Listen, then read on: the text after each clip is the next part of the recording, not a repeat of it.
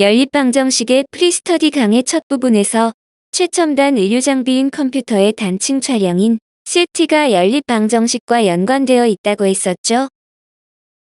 CT의 작동 원리를 알아보기에 앞서 CT의 조성이 되는 엑스레이 사진에 대하여 살펴보고 엑스레이 사진의 한계와 이를 극복하기 위한 연장선으로 등장하게 된 CT가 어떻게 연립방정식과 연관되어 있는지를 차례대로 알아보도록 하겠습니다. 엑스레이는 병원에서 흔히 볼 수 있는 영상 장비로 뼈의 모양이나 전반적인 상태, 골절 여부 등을 확인할 때 가장 기본적으로 사용되고 있어요. 현재는 엑스레이가 보편화되어 널리 보급되어 있지만 만약 엑스레이가 발명되지 않아서 신체 내부에 보이지 않는 부분에 대한 검사와 진단을 해야 한다면 보이지 않는 데서 오는 답답함과 불안감은 말로 표현할 수 없겠죠. 보이지 않았던 부분을 영상을 통하여 눈으로 직접 확인할 수 있다는 사실을 알게 된 순간, 깨우치는 그 순간 벅차올랐을 희열감도 궁금해지네요. 이러한 궁금한 점을 갖고서 100여 년 전으로 거슬러 올라가 볼까요? 엑스레이 사진의 역사적 배경을 알아보면 1895년 X선의 우연한 발견으로 시작이 됩니다. 독일의 물리학자인 비에름 렌트겐이 음극선 장치를 실험하던 중 우연하게 발견되는데 음극선 실험은 전자의 흐름을 연구하는 것으로 19세기 물리학자들 사이에서 활발하게 진행되었던 음극선 실험을 위한 실험 장치로 다양한 음극선관이 제작되어 실험하던 상황이었어요. 참고로 이 시기에 본물 터지듯 했던 음극선 실험의 연구의 결과는 엑스레이 사진뿐만 아니라 현대 문명에서 빠뜨릴 수 없는 TV의 시대를 열기도 했어요. 오늘날의 OLED 평면형 TV가 보급되기 이전에 브라운관을 사용한 TV였는데 이 브라운관이 음극선관을 응용하여 만든 것이에요.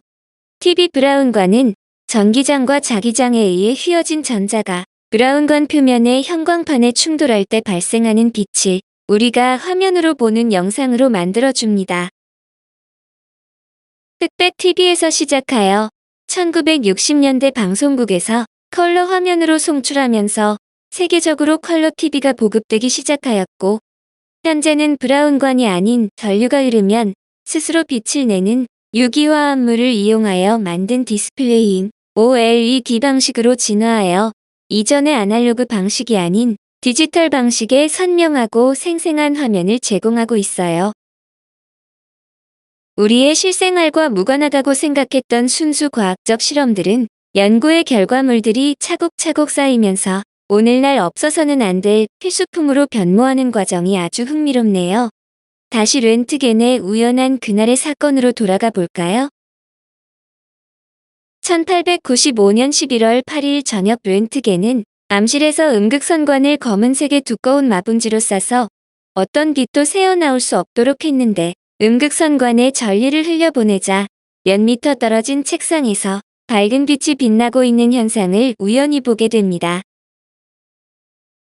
음극선관을 두꺼운 검은 종이로 감쌌기 때문에 음극선이 새나갈 이유는 없었는데 그렇다면 어떤 무엇이 음극선관으로부터 검은 종이를 통과해 밖으로 새나갔던 것일까요?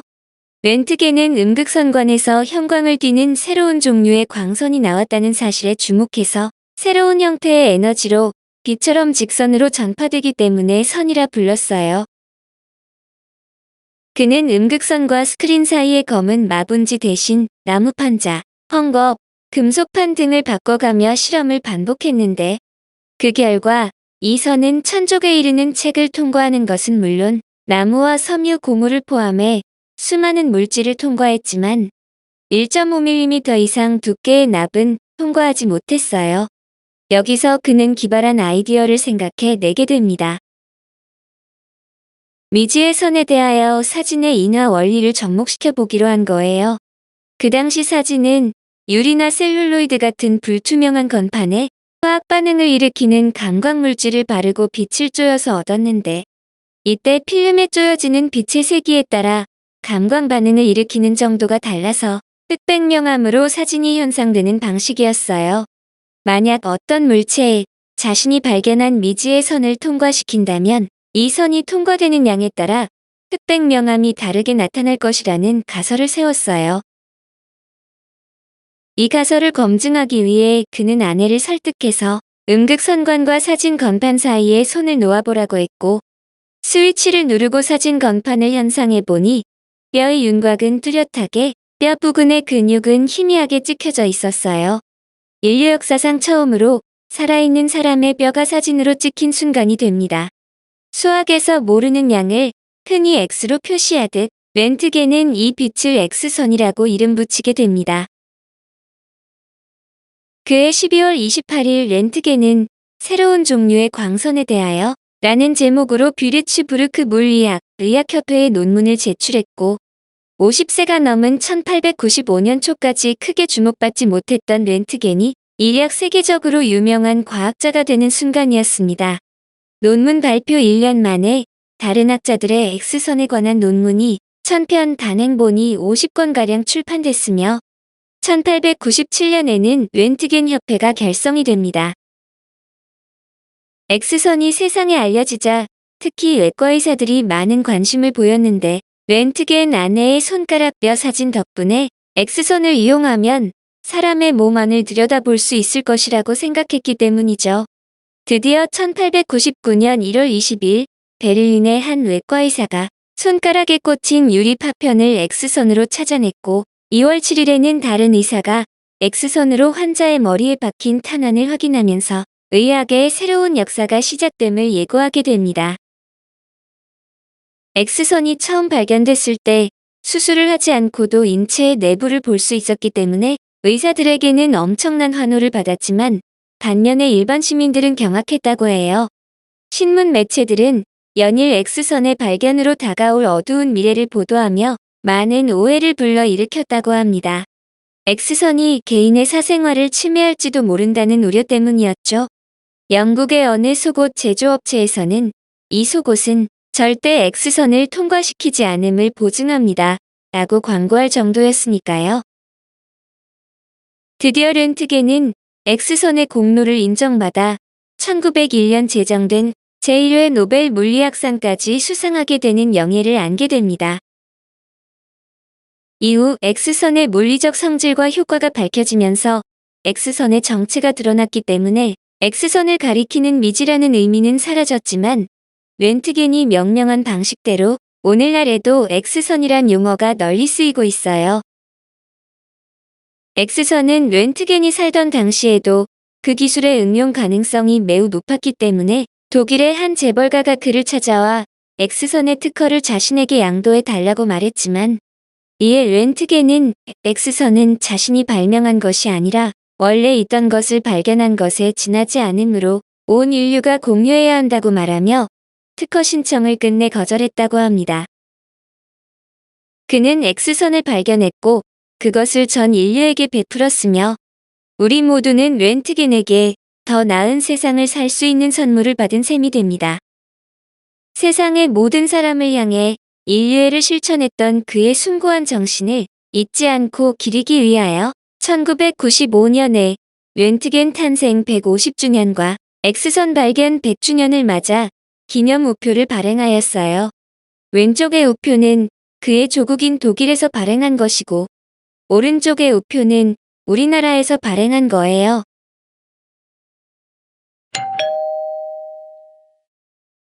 렌트겐이 물질을 투과하는 전자기파의 일종인 X선을 발견한 뒤로 엑스레이 사진은 살아있는 사람의 몸속을 수술하지 않고 들여다볼 수 있는 길이 열려서 병의 진단에 혁혁한 공헌을 하게 되었고, 또한 의료장비의 기술이 발전해가면서 더욱더 정밀하고 정확한 의학 정보를 보여주고 있었습니다. 그러나 인체의 내부를 한 장의 평면 사진으로 밖에 볼 수 없다는 점에서 X선은 근본적인 한계점을 갖고 있었어요. 몸을 한쪽 방향으로 투영된 단면만을 토대로 판단한다면 더 이상 정확한 병의 진단을 내릴 수 없기 때문에 입체적이고 종합적인 영상 자료의 필요성이 대두되기 시작합니다. 1970년대 초 미국의 물리학자 앨런 코맥도 이와 같은 생각을 하고 있었어요. 물리학을 전공한 코맥은 병원의 방사선과에서 일하면서 고민을 하고 있었는데, 엑스레이 사진으로 정밀한 영상을 얻지 못해 정확한 진단을 할 수 없다는 사실을 깨닫고 사람의 몸을 입체적으로 볼 수 없을까를 연구하게 됩니다. 기존의 엑스레이 사진은 고정되어 있는 X선의 방향 때문에 사람의 신체를 돌려가면서 측정을 했지만 이렇게 출력된 엑스레이 사진들은 단편적인 단면들의 영상을 나타낼 뿐 해당 측정 부위에 대한 입체적인 분석은 담당 의사들의 몫이었어요. 그렇기 때문에 의사들의 판단 또한 지극히 주관적이어서 동일한 영상 자료에 대하여도 제각기 다른 의견들을 내놓기도 했으니까요. 오랜 고민 끝에 그가 생각해낸 방법은 고정된 X선에 대하여 사람의 신체를 움직여 측정하는 것이 아니라 신체는 움직이지 않고 X선을 돌려가면서 측정한 후 이 측정치를 종합하여 통합된 영상을 구현해 보는 것이었어요. 다시 말해 몸의 각 부분을 여러 각도에서 일정량의 X선을 투과시킨 후 어느 부위에서 얼마만큼 흡수되었는지를 종합하면 정밀한 영상을 얻을 수 있으리라 생각하고 1차원 영상으로부터 2차원 영상을 재구성하는 방법을 고안해 논문으로 발표하게 됩니다. 이 기술을 실현시키기 위해 그가 이용한 수학적 원리가 바로 연립방정식이었어요. 연립방정식이 적용되는 수학적 원리를 아주 간략히 단순화시켜 나타내 볼게요. 각 부분에 투과시킨 일정한 X선의 양을 100%라고 하면 투과한 후 나온 X선의 양을 측정하고 A, B, C, D의 각 지점이 흡수한 양을 계산하면 됩니다. 100%의 X선이 A와 B 부분을 지나면서 흡수되고 남은 양이 45%로 검출되므로 A와 B 부분에서 흡수된 양의 합은 55%가 되고 100%의 X선이 C와 D 부분을 지나면서 흡수되고 남은 양이 50%로 검출되므로 C와 D 부분에서 흡수된 양의 합은 50%가 되며 100%의 X선이 A와 C 부분을 지나면서 흡수되고 남은 양이 30%로 검출되므로 A와 C 부분에서 흡수된 양의 합은 70%가 되며 100%의 X선이 B와 D 부분을 지나면서 흡수되고 남은 양이 65%로 검출되므로 B와 D 부분에서 흡수된 양의 합은 35%가 됩니다. 이 연립방정식을 풀면 A는 30, B는 25, C는 40, D는 10%이므로 각 부위에서 흡수한 양을 구할 수 있어요. 이렇게 각 부위에서 흡수한 양을 측정한 후 이를 합성하여 입체 영상을 구현하는 방식이었어요. 참고로 이 연립방정식은 부정형이 되어서 제시된 조건으로는 풀 수 없어요. 해를 구하기 위해서는 대각선 방향으로 투사한 검출량이 추가되어야 하지만 편의상 연립방정식이 적용되는 수학적 원리를 설명하기 위하여 간략히 도식화했어요. 사람의 신체는 이와 같이 단순한 모양이 아니므로 실제적으로 연립방정식을 세운다면 많은 미지수와 함께 그만큼의 방정식이 등장하게 되죠. 이렇게 복잡한 계산은 컴퓨터로 처리한 후 그 결과를 우리의 눈으로 볼 수 있는 영상으로 변환시키면 됩니다. 코맥은 1차원 영상으로부터 2차원 영상을 재구성하는 이론적 토대를 마련하게 만들었어요. 그의 이론을 공학적인 과정을 거쳐 의료장비로 개발시켜줄 공학자가 필요했어요. 이때 등장한 전기공학자가 영국의 고드프리 하운스필드로 코맥의 아이디어를 바탕으로 개발된 영상 처리 방법이 바로 컴퓨터 단층 영상 촬영 장치인 CT가 탄생하게 된 겁니다. 코맥의 논문은 CT의 이론적 기초를 만든 것이었지만 발표 당시에는 이를 증명할 방법이 없어 주목받지 못했어요. 하지만 하운스필드가 이 이론을 바탕으로 CT를 고안하여 상품으로 만들어 팔면서 코맥의 연구가 다시 주목받게 됐어요. CT의 개발로 뇌나 장기 등 X선으로 보기 어려운 내부 질환까지 정확하게 진단을 하게 되었고 수많은 이들의 생명을 구한 획기적인 입체 의료 영상의 발전의 밑바탕에는 바로 연립방정식이 있었던 것이죠. 이러한 의학의 발전에 기여한 공로를 인정받아서 코맥과 하운스필드는 1979년 공동으로 노벨 생리의학상을 수상하게 됩니다. 여기서 특이한 점은 물리나 화학 등의 순수 과학자가 아닌 응용 분야인 전기공학자가 노벨 생리의학상을 탔다는 진기록을 남기기도 했어요.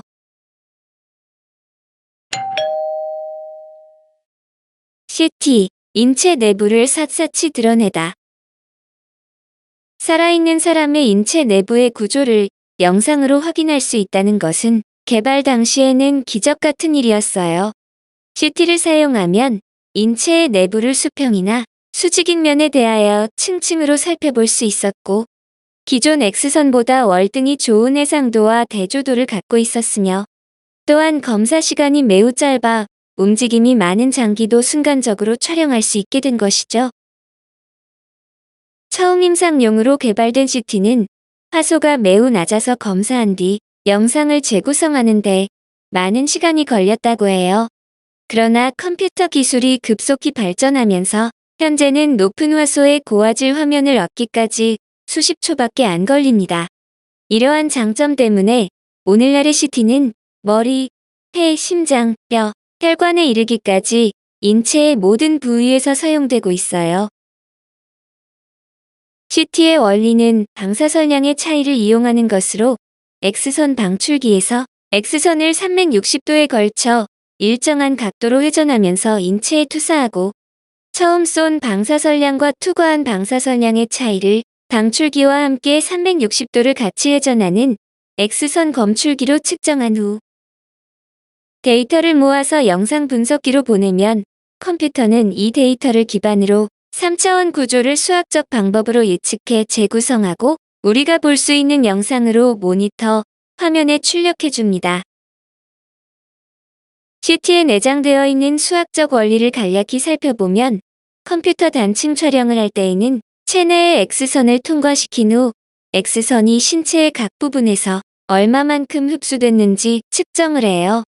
그리고 이런 과정을 한 방향뿐 아니라 여러 방향에서 되풀이해야 합니다. 한 방향에서 X선을 투과시킬 때마다 신체의 각 부분을 미지수로 하는 방정식을 얻을 수 있기 때문에 여러 방향에서 X선을 투과시키면 결국 다음과 같은 복잡한 모양의 연립 방정식이 되고, 그 개수는 수천에서 수만 개에 이르는 방정식이 만들어진다고 해요.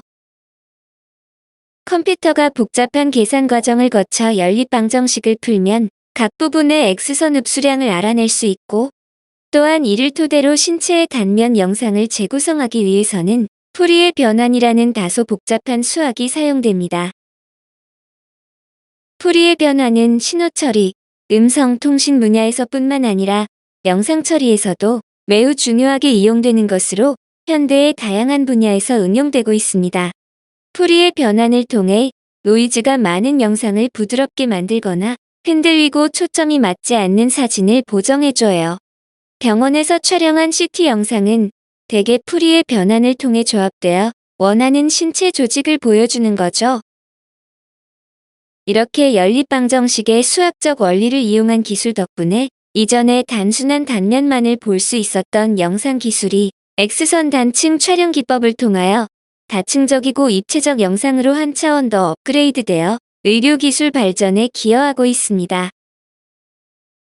CT 촬영에서 연립 방정식의 아이디어가 활용되는 것을 보면 연관성이 전혀 없을 것 같은 엉뚱한 분야에서 수학이 유용하게 사용됨을 새삼 느낄 수 있습니다.